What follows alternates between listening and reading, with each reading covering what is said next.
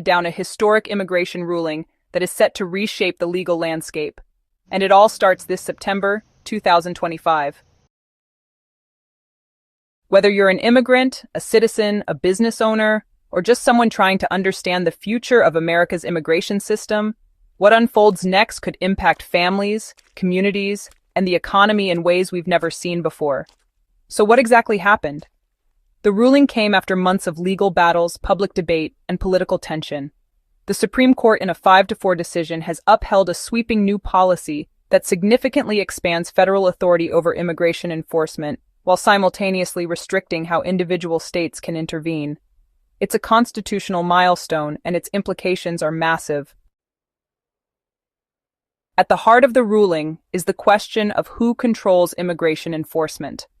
The federal government alone, or can states take matters into their own hands? In recent years, states like Texas, Arizona, and Florida had passed increasingly strict immigration laws that went far beyond federal guidelines. These laws allowed state police to detain undocumented immigrants, mandated local cooperation with ICE, and even imposed state-level penalties on employers who hire undocumented workers.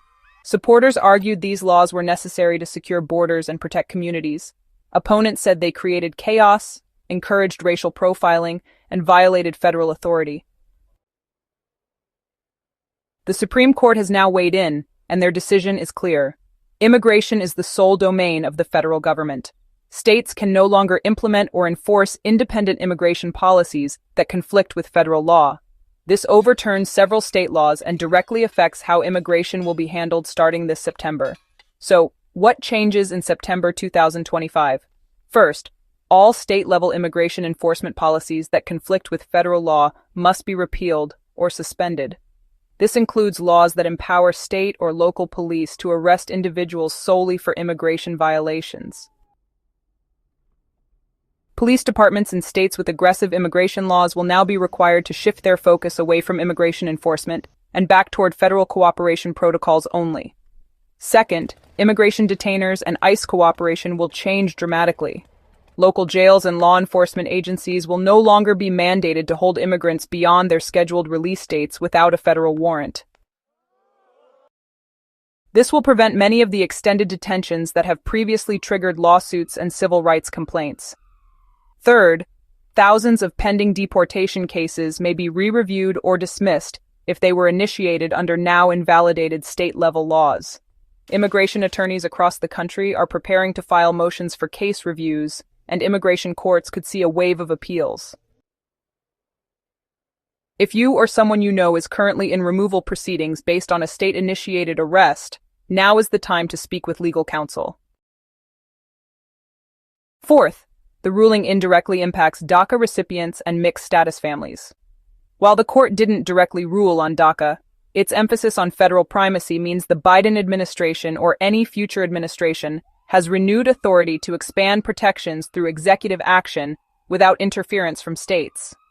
We could see new policy announcements as early as this fall, especially with the 2026 election cycle heating up. Fifth, businesses employing immigrant workers will also face a new compliance environment. States that had their own E-Verify mandates or local labor enforcement laws will need to align with federal standards. Employers should review their hiring practices and documentation processes immediately to avoid penalties or audits under shifting federal enforcement guidelines. Now, here's what this means for everyday people.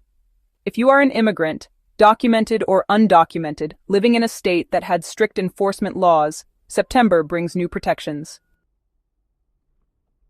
You may no longer be targeted by local police just for your immigration status. This doesn't mean you're immune from federal enforcement, but it does mean your rights are better protected. If you're a U.S. citizen living in a mixed-status household, you'll likely see less fear and fewer raids in your community. Families can begin to feel safer, and communities that were once under constant pressure may start to rebuild trust with local authorities. If you work in immigration law, advocacy, or public policy, get ready. The game has changed. Legal strategies must evolve, and advocacy efforts now need to shift from fighting state laws to holding federal agencies accountable. And if you're watching this as a voter or concerned citizen wondering what comes next, here's the truth. This ruling is just the beginning. With presidential elections looming and immigration remaining a deeply divisive issue, this ruling will likely fuel political campaigns, protests, and new legislation. It's not an end, it's a reset. Now more than ever, understanding your rights, staying informed, and seeking qualified legal guidance is essential. Misinformation is already flooding social media, and many people don't know what this ruling really means. That's why sharing this information is so important. To recap, the Supreme Court has ruled that only the federal government can set and enforce immigration policy.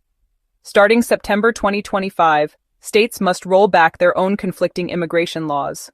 Local law enforcement's role in immigration will be reduced. Deportation cases based on invalidated state arrests may be reopened. Protections for immigrant communities are expanding, but federal enforcement remains. Business owners must review employment practices to comply with federal law. This ruling shifts power back to Washington, and the political battle over immigration is far from over. This decision marks one of the most significant changes in U.S. immigration law in decades. Whether it brings unity or more division will depend on how the federal government handles this new authority and how we as a nation respond. Thank you for watching.